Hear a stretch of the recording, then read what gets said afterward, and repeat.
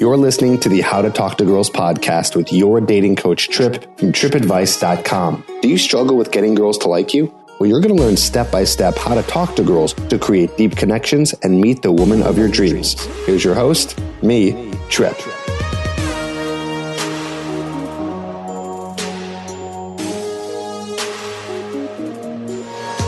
Hello and welcome to the How to Talk to Girls podcast. I'm your host, Trip Kramer from tripadvice.com. Welcome to another episode of the How to Talk to Girls podcast. Just inching over 200 episodes. Been doing this podcast now for almost 3 years. I think the anniversary is coming up in maybe like a week. I remember starting this thing 2014.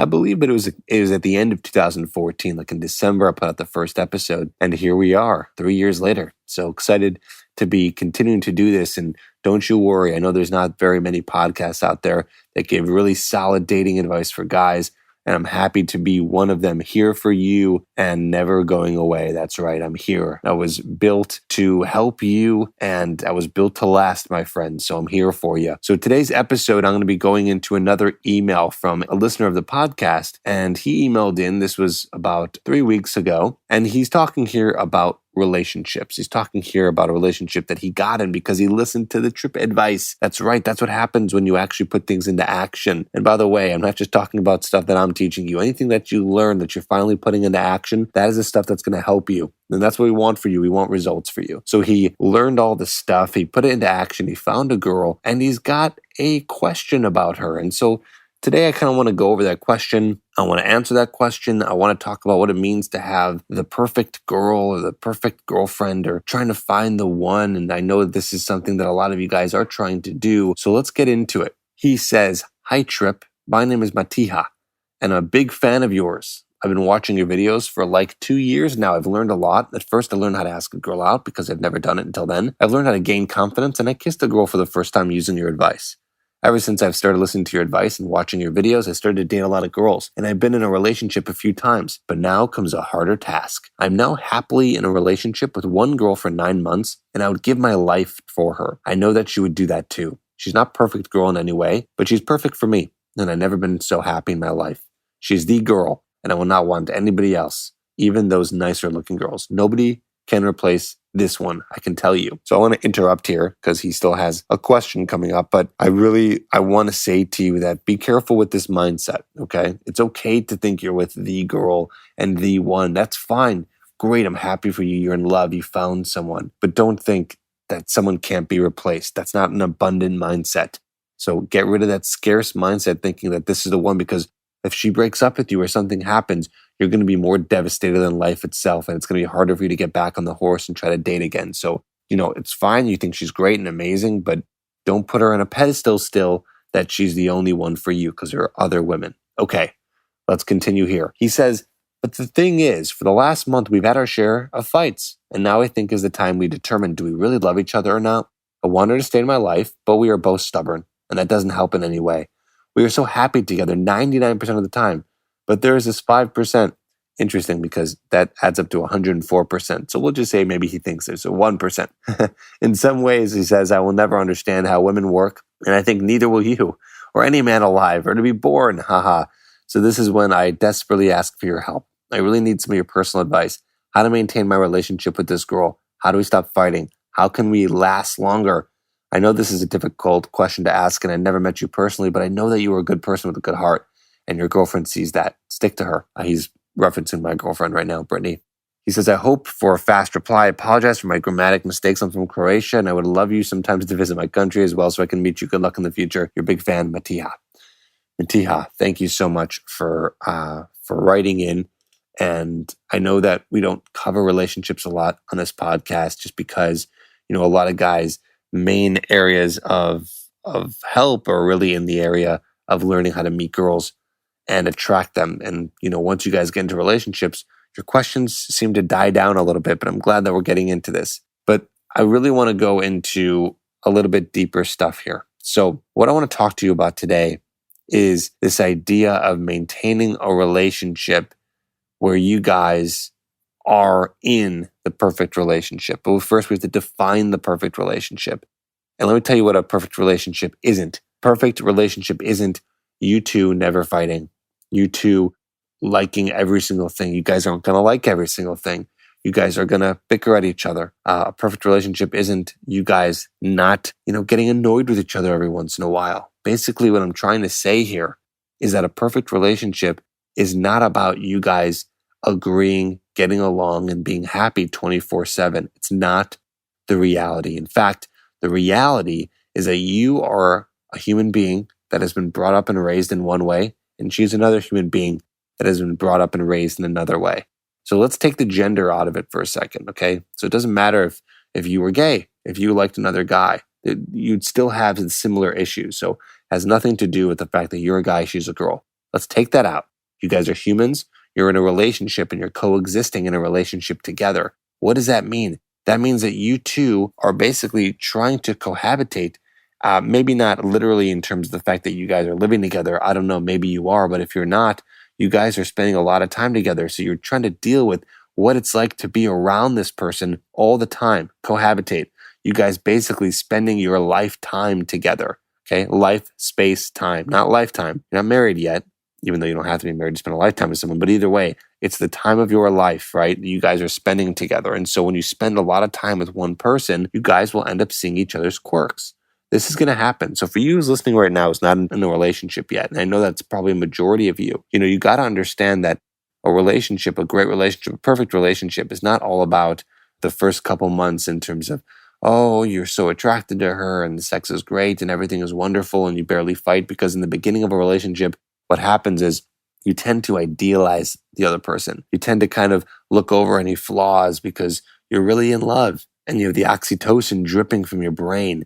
So you really like this girl and you kind of have this mentality, nothing will go wrong and everything is going to be perfect. But that's just your brain and your body wanting her so bad. And this is normal. This is what happens. But eventually you get to a point where that starts to wear away and you start to see a little bit more of the real person because you guys have been spending a lot of time together, right? You guys are spending a lot of time together. So you're seeing the other person and their little ways.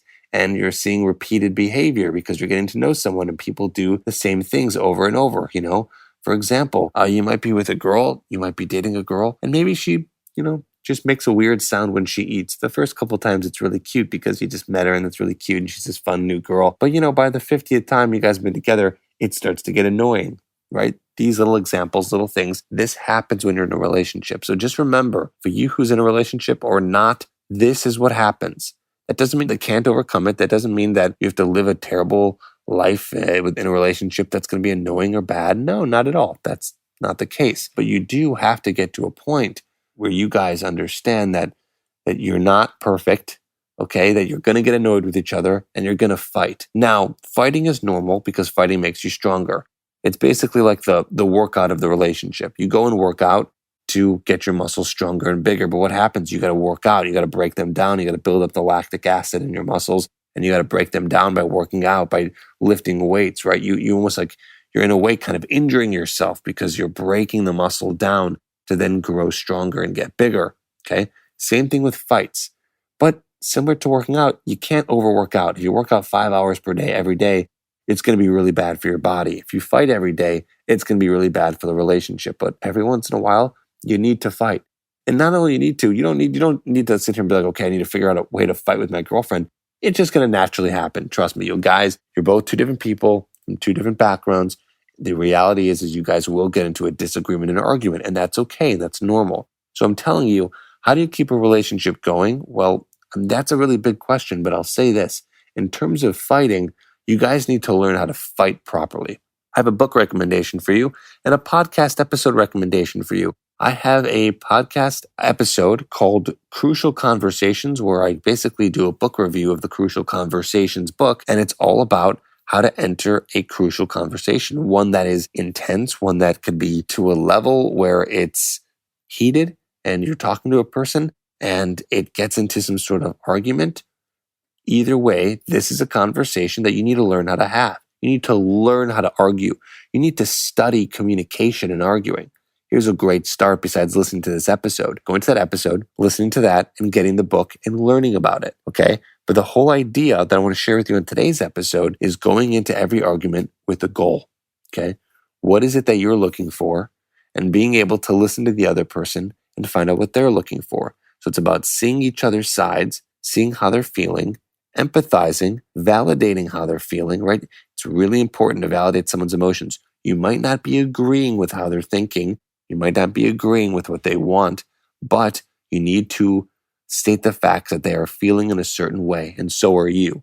And it goes both ways. That's kind of step one right there. So you need to be able to step into an argument like this, and you need to listen to each other, hear each other out, and then come to a compromise, or what's called a win-win, where one person is happy with the outcome, maybe not fully happy where they're getting their full way, but the other person's happy too. And again, it's kind of hard to say exactly how to do this because every fight and argument and conversation is different.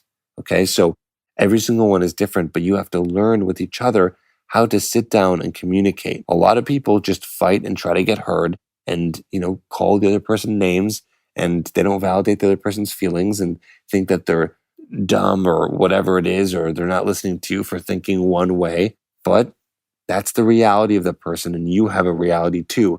And in an argument or a fight, it's the realities not matching up. So you need to listen to each other. You need to figure out, how can we solve this and get out of this argument or conversation in a way where we're both happy. And it's difficult because you're in a very heated argument, which brings up a lot of emotions. So it's asking a lot. I'm not saying it's easy. It's one of the harder things to do, which is why it causes a lot of fights with other people.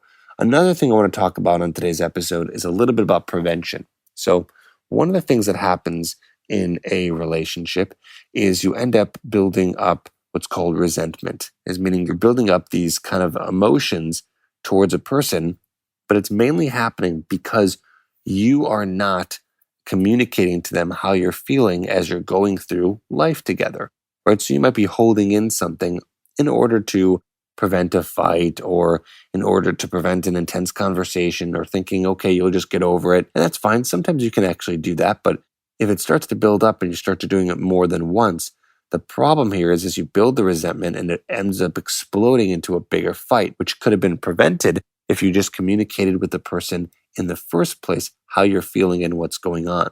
So this is very mature communication. And Matiha, I ask this of you. I think this is something that's really important and something that you should do whenever you're feeling a little bit upset at something that's going on in the relationship. Now, you don't have to do it every single little time. Sometimes it's okay to look over things or look past things. But if it's something that's really bugging you, something that's really on your mind, then I ask you to bring that up to your partner so you guys can prevent a lot of big fights. Because what ends up happening is when you start to kind of ease the tension that's going on and you have these conversations, and hopefully you guys can do these conversations in a way that it talks about in the Crucial Conversations podcast episode, well, then you're going to be successful, and you're going to seeing that your relationship is going to be less fighting and more communicating, which is what we want. Because no matter what, you guys are going to have to communicate all the time on multiple different levels about multiple different things. But it's about communicating with each other in a way that's going to get you heard and understood. And hopefully you're dealing with a partner who wants to work with you on this communication. If you guys can do that, that's like a superpower in a relationship. Because why do relationships end? Well, it's a lot of arguments, a lot of fighting. It's a lot of you guys not listening to each other. So you guys may be listening, but you're not really hearing the other person because you're really just caught up in how you're feeling. You're not able to empathize with the other person, sympathize with the other person. Okay, so this is what I would need you to do if you want to have this successful relationship. And remember, we're talking about doing this with a woman that you really like, it's working out for you too. But you need to remember, most importantly, is that there's no such thing as a perfect relationship. There's no such thing as a perfect person. There's no such thing as a perfect girl. And you're not going to be perfect either. So we need to throw that away from your vocabulary immediately, right? And I know that you did that, Matiha. You said right here, she's not a perfect girl in any way, but she's perfect for me. And that's the most important. So I kind of want you, the listener, to learn from that sentence, because that's really cool, right? That's really what you're striving for. You're not trying to get the perfect girl, but you are trying to get the perfect person for you. And just remember, if that doesn't work out and you guys can't get through the fighting and, she ends up breaking up with you, or it just doesn't work out, just because she was perfect for you, that doesn't mean you can't find another perfect person for you. They're out there, okay? They're out there and it's possible for you. Is it easy? No, it's not easy at all, but it is still possible, okay? It's not easy, but it's still possible. So there you go. I hope that helps. Remember, check out the Crucial Conversations episode. That's earlier on in the podcast. You can find that whatever, if you're listening to this podcast now, it's either on iTunes or Stitcher. So go ahead and do that and learn how to have these conversations. And I hope you learned something here today. I know we don't normally talk about this, but I do answer questions on relationship advice. And I'm glad, Matiha, that you wrote in. So if you have a question too for the podcast, don't be afraid to write in it as well. Trip@tripadvice.com. And I'm here to help you. Talk to you soon.